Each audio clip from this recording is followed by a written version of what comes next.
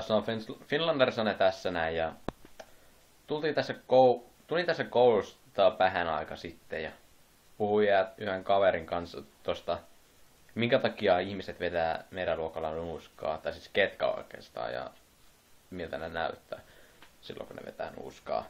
Siis ne vaan tulee luokkaa, laittaa pulpetit vierekkäin ja siellä puhuu, että mulla on 5 pussia nuuskaa. Onko sulla? Kuinka paljon sulla on? Mulla on 4. No. Anna, voiko lainata yhden? Mä vetän nää kaikki samana päivänä. Siis oikeesti. Tää. Ja sitten kun sä menet kouluun silleen ihan mielissäs, en mä tiedä aikaisemmin kuka menee koulun mielissäs. Ja sitten sä istut siellä odottaa, että tunti alkaa. Ja sitten tulee sellainen joukko poikia, jotka vaan vetää nuuskaa. Koulumatkalla ne lähtee joskus 20 minuuttia yli. Ja sitten ne vaan vetää siellä nuuskaa. Ja tiedän yhden tyyppi, joka polttaakin tupakkaa. Oikeesti. Jätkät vetää nuuskaa ja polttaa tupakkaa. Mä en kyllä itse koskaan koskisi tupakkaa, koska isäni polttaa tupakkaa ja sillä on oikeastaan aika paska elämä. Vaan sen tupakan takia. Niin. Niin oikeesti. Mietitäänpä tässä näin, että minkä takia vedetään nuuskaa. Yhdenkin kerran opettaja puhuu siitä nuuskan vedosta ja sitten se on varmaan siistiä, niin yksi meillä alkaa se sitä Tää? En mä älyä, että mitä siistiä siinä, että vetää nuuskaa. Mitä siistiä siinä on? Kertokaa mulle. Nimittäin mä en älyä. Mä oon niin looseri, että mä en älyä. Siis mua oikeasti kiinnostaa, että minkä takia vedetään nuuskaa. Onko se sen takia, koska se on siistiä? No en minä tiedä. Onko se sen takia, koska kaikki muut tekee sitä? Ei, en mä tiedä. Onko se sen takia, koska... Miksi sä teet sitä? Miksi? Mä puhun siitä tällä hetkellä niille, jotka vetää nuuskaa ja katsoo tätä videota. Siis vittu. Saman tien mä voisin mennä vaikka kouluun ja sitten tunkea nuuskapussiin huuleen ja sitten vetää vähän tupakkaa. Niin. Ja siinä menee mun elämä. Ne on aloittanut niin aikaisin, että ne kuolee iässä 18. Niin. Mutta ei se mun ongelma ole, koska mä en vedä nuuskaa. Oikeastaan mä en tiedä, että minkä takia mä puhun tästä näin, koska se ei ole mun ongelma. Niin. Ja sitten se mun kaveri, niin se on ottanut köksän valinnaiseksi, niin sitten se yksi meidän luokka, siis meidän samalta luokalta, niin on yksi nuuskamuikkonen tietenkin, niin se on sen ryhmässä. Se menee nurkan taakse ja työntää sitä nuuskapussia paremmin sinne. Sitten se tulee ja maistaa sitä ruokaa sille samalla sormella. Siis mitä vittua? Samat tien tunge se perseeseen ja siellä hinkkaa sitä vähän aikaa. Ja sitten tökkää sitä nuuskapussia ylöspäin ja maista sitten sitä ruokaa vittu. Jumalauta. Ei mekään kun kukaan sen ryhmästä ei syönyt sitä ruokaa sitten.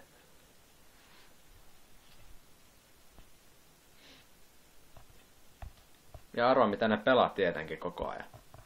Ne vaan vittu menee pelaamaan kodia sitten. Niin. Ainoat ihmiset, jotka meikä tuntee, niin ne jotka vetää siis jotka pelaa kodia, niin ne jotka vetää nuuskaa, tai sitten muuten on vaan ärsyttäviä jonneja. Oikeesti.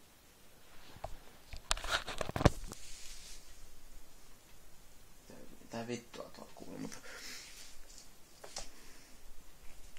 Se arvaa kuinka ärsyttävää se on, kun ihmiset vaan vetää nuuskaa vieressä. Kesken tunnin on sitä käytetään. Voiko mennä vessaan, saatana? Sitten kun ne menee vessaan, ne menee työttämään sitä vitun nuuskapussia tai sitten ottaa se poissa. Niin.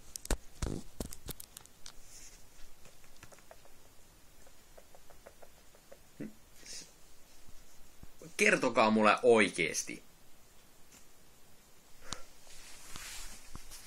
Mä oon kova jätkä, kun mä vedän nuuskaa vittu. Veto, vittu. 8 vuoden päästä vittu ne kuolee. En tiedä mikä tämä liike oli.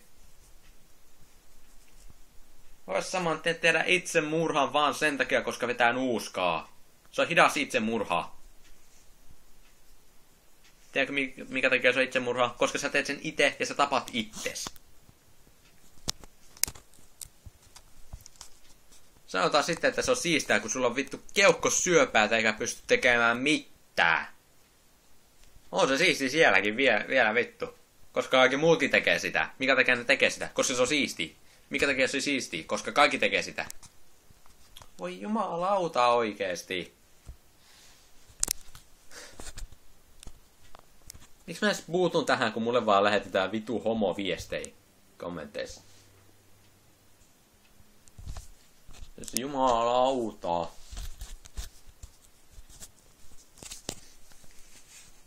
Menepä tästä keittämään kahvia vaan sen takia, että mä voisin vaan tuijottaa, että miten ihmiset reagoi tähän viestiin. Ei tää mikään viesti, että on niinku YouTube-videossa saatana.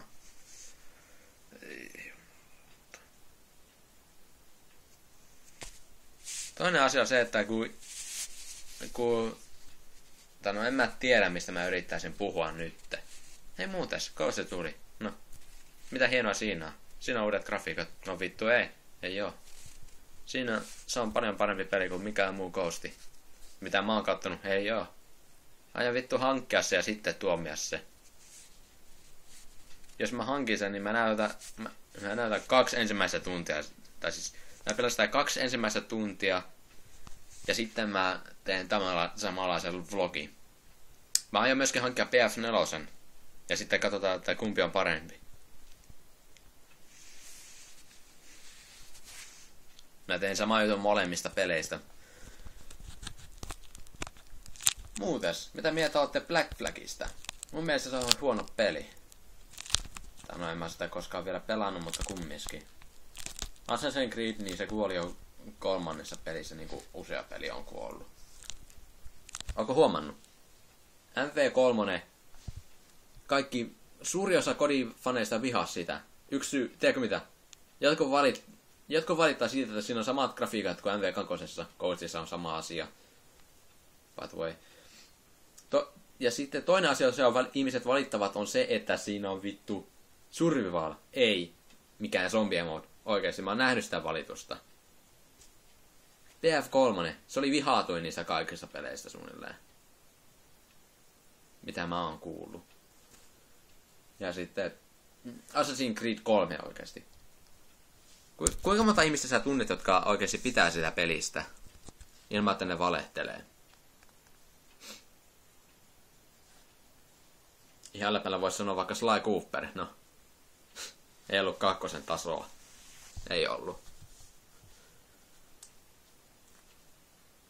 Mutta onneksi seuraava peli yleensä parantaa koko pelin. Niin jo, Mass Effect 3:kin vittu. Sekin pilasi koko pelisarjan monille faneille. Vaan sitä, koska siinä oli bad ending.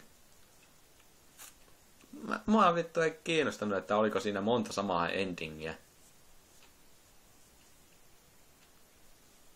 Niin. Eli pelintekijöille vinkki. Älkää koskaan tehkö 3. peliä ilman, että siinä on joku toinen asia kuin 3 perässä. Eli Black Ops 3. I'm gonna fucking hate ya. I'm just going to say that right now. Ja sitten muuten ihmisten, tai siis mun ikäisten niinku englannin taito on aika hauskaa, kun jotkut silleen I indeed like this thing. Mä oon oikeesti kuullut tollaista puhetta. Siis Tolko sä puhut englantia? Miten sä puhut? Mä puhun I indeed like this thing. Niin. Ja sitten tietenkin se yksi oppilas, joka tuli meille tänä vuonna, niin tietenkin sekin päättää vetää niiden nuuskaa. Ja ne on kaikki muuten jäänyt kerran niinku kiinni siitä, että ne vetää nuuskaa, ja ne siltikin vetää nuuskaa. Siis se on niin vitua ärsyttävää, kun kaikki vaan tulee. Hetkinen, mä vaihdoin aika nopeasti aihetta. Niin kaikki tulee kouluun ja ne vetää vaan nuuskaa siellä tunneilla.